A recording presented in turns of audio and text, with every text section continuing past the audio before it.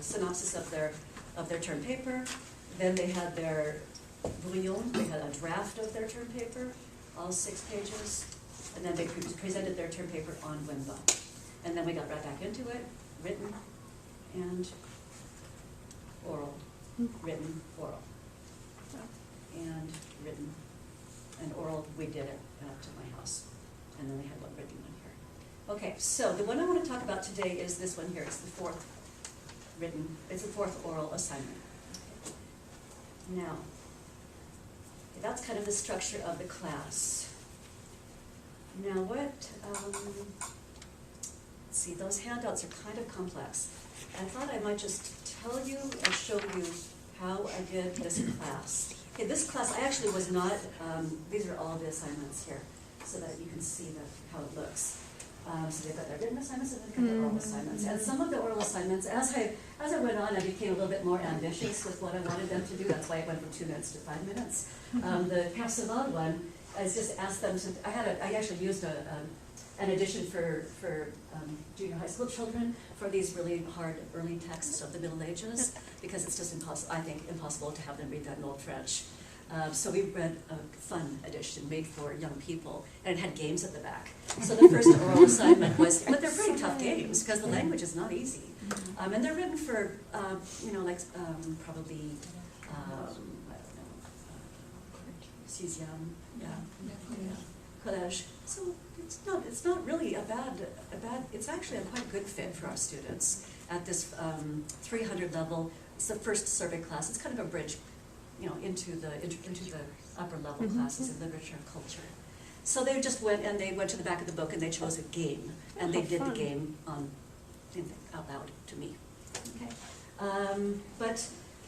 So now with the 4th one, it was art and literature, and this was actually a week when I had to be absent, but we have a wonderful colleague here at Notre Dame, Diana Mathias, and I've been working with her over the years, so she was really nice to give my students a guided tour of the medieval through the Renaissance collection in my absence that day.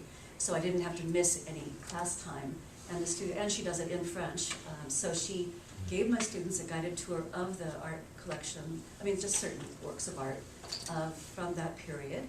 And their assignment then was here. And so the first thing to do, if you would look at the handout about what to do. I passed your handout. Maybe I should have them too, just to see what to do. So if you're looking at this kind of complicated looking one, first one is you create the assignment. And so I created an assignment. And like I said, some of these assignments I wrote them and put them on also because they were kind of complex. And also my technical problems. Actually, the worst technical problem I had all semester was my own computer. Yeah. And it's kind of crackly. It's a little crackly. I don't know why. It's a perfectly good laptop, but it just. So I made these consignes here, and if you want to hear what I told them. Bonjour. Jeudi 18 mars, vous avez visité le musée d'art avec Madame Diana Mathias, conservatrice par excellence, qui connaît très bien l'art français de l'Ancien Régime. I'll stop because I know you don't all speak French. But anyway, I'm telling them what to do, and it's basically in your other handout with the pictures on it, that they go to the Museum of Art on March 18th, enjoy the guided tour, choose one work of art for particular attention. I'm on the slide number 2 here, which I actually have. In this. It's right here. Okay.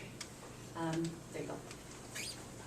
And then while they're there, you take notes, and then you're going to present a 5-minute oral reflection that describes the work of art, because Diana actually gave them a handout with all these words here. This is the words, every work of art that she picked. There were, I think, about 6. She gave them vocabulary to go with it, so this was really great for them.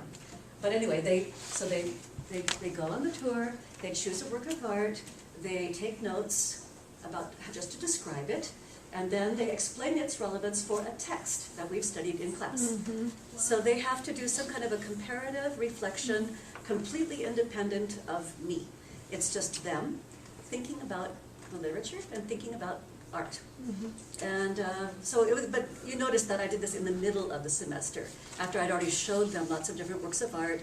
And is that for me? I only have 5 minutes? No. Oh, okay. I just saw that there and I thought that was for me to stop. Okay. Describe the work of art and then explain its relevance in an open-ended way.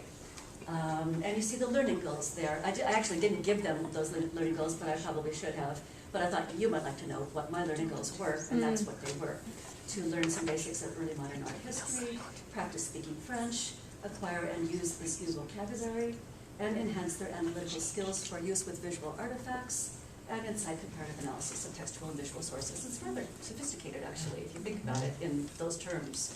But no one had any trouble with this, and I thought you would like to hear one of my students, who she said I could let you listen to her. So this is the picture that she chose in the Art Museum that you can all go to in Askildson. And this is the vocabulary that was prepared for the class by Diane Mathias. And here's a comparison. You see it's very similar. Oops. And this is what Kathleen Gidley did. This is pretty. She's a second-year student. I mean, this is quite. I was quite really pleased with this level and her enunciation. I'll let you listen to a little bit of it. If I gave you an example from the beginning of the semester, and actually she herself, because she knew that I was going to present her as my star student today, she told me that she listened to herself now from the beginning of the semester, and she's really pleased by the progress that she has made. And I know that she particularly, and other students too, the real conscientious ones, did use that re-record function frequently. As you can tell that she's trying really hard to open up her vowels and play down the R, which was what I mainly was kept on saying to them, and please try to open up your vowels so that it sounds less American. But she did this description of the painting. She talked about the similarities with Mona Lisa and the wealth of the young girl. You go back to the painting, you'll see all these attributes of wealth here in the beautiful fabrics, and also in the background behind her, the chateau and the fertile landscape.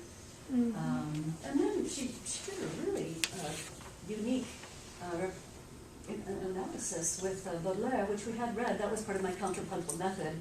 Baudelaire's not exactly from our period, but he's more modern than Rabelais. And we read Baudelaire's poem La Géante alongside Rabelais' Gargantua, just because it's fun to talk about giants in different ways. And so, and everybody always responds really well to Baudelaire, and it's a small poem. So she saw a similarity with this painting and Baudelaire's poem, La Géante, which at first I thought, I really don't get that at all, but now if you look at it, she does look like a giant, because of the perspective issue. She's so close to the eye of the observer, and the landscape seems so far away that she looks like a giant. And I'm sure that that's what Kathleen was getting out of this painting, and I think that's perfectly legitimate, even though this painter was not trying to paint a giant. She looks like a giant, even more than Mona Lisa does, because of the perspective. So I think she actually was taking something out of that that's quite unique and insightful. So let's see now. I was going to let you listen to a little bit of Kathleen Ginty's saying what she had to say.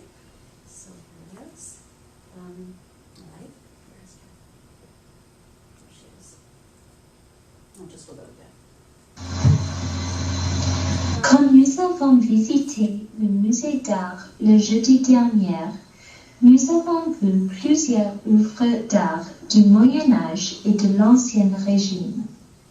La visite était vraiment intéressante et informative, mais il y a un tableau en particulier que j'ai aimé.